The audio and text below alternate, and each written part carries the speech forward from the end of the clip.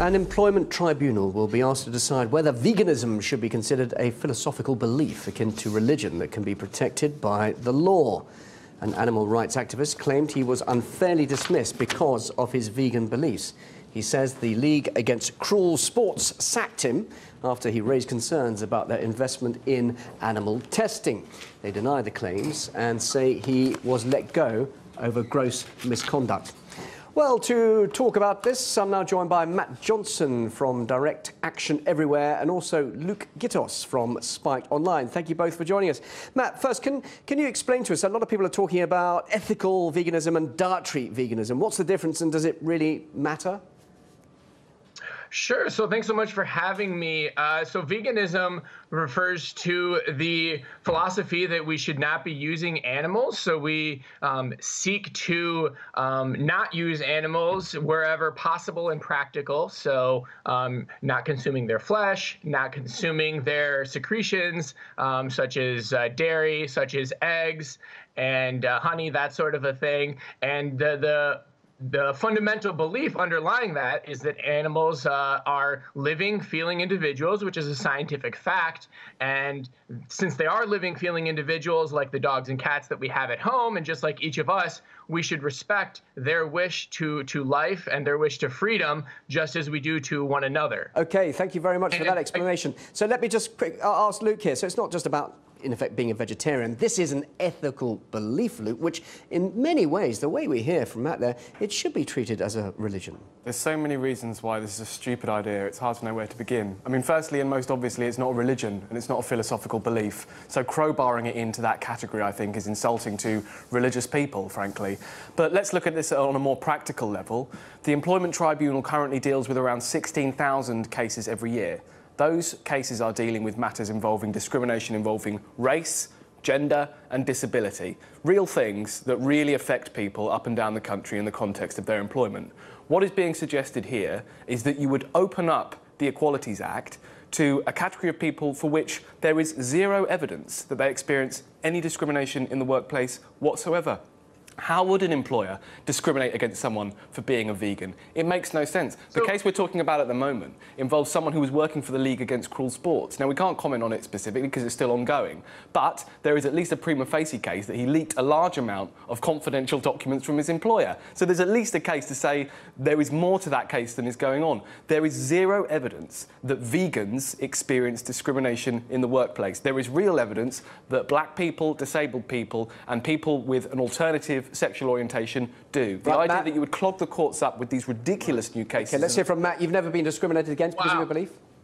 Well, yeah, I mean, that is something that, I mean, if you look at the way that people are treated that have this belief in animals, but I actually want to take a quick step back and look at what Mr. Gittos said, referring to, you know, real issues about race and discrimination and so on, and it's extremely dismissive of the literally billions of living, feeling individuals who are suffering systemically and massively. We would never look at like a dog or a cat being tortured in this way and say it's just fine. And so I think that for the individuals who want to protect and care for these animals and want to say, hey, this industry of animal agriculture, which is just unethical in so many levels, that doesn't even need to exist, I think to say that those individuals should have that perspective respected. But Matt, don't we see vegans discriminating against meat eaters? We see protests in steakhouses in this country at the moment.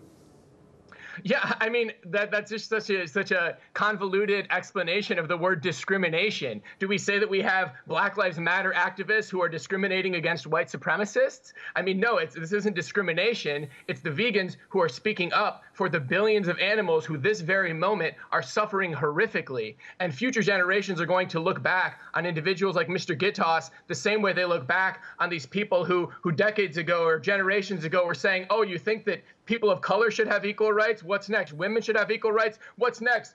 Gay couples should have equal rights? And the bottom line is animals are living, feeling individuals, and they deserve, just like our dogs, just like our cats, and just like each of us, to have their right to live and their right to be free that they desire respected, just as we would respect in each of us.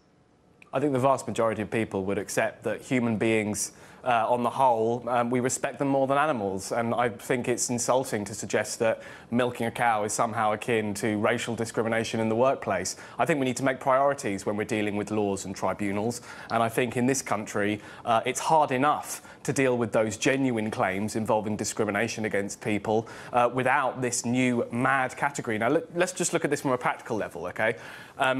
What's being suggested is that this would only apply to ethical vegans, because that's the philosophical position.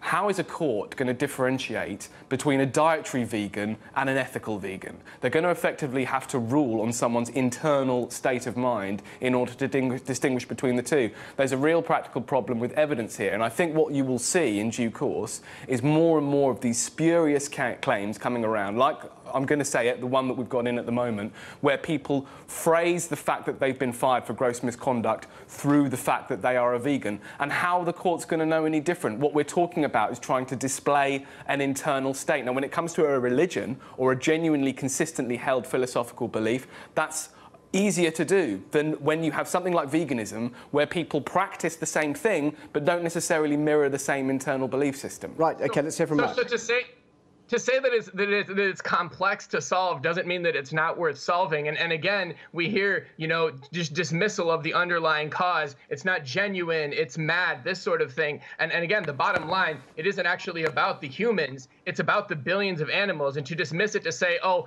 milking a cow like it's just some very benign thing, dismisses the fact that the vast majority of animals are living in horrific conditions in factory farm settings. They're being systematically tortured and systematically killed in a process which, again, is completely unnecessary. But do you think these opposing views should be settled on TV debates like this rather than in court? That is setting a precedent, isn't it, for the future, to have these sort of different views determined on by a legal process?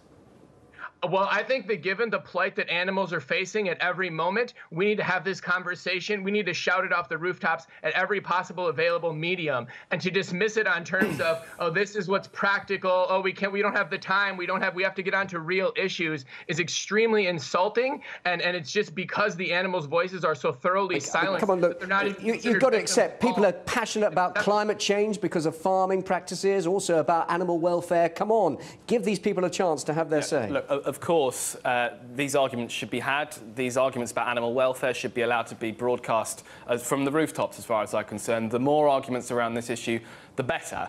The problem is when you start to formulate society and laws and courts around fringe views, and whatever you think of veganism and animal rights, what we've just heard articulated is a fringe view. It's not something that the majority of the people in this country or worldwide hold to be true.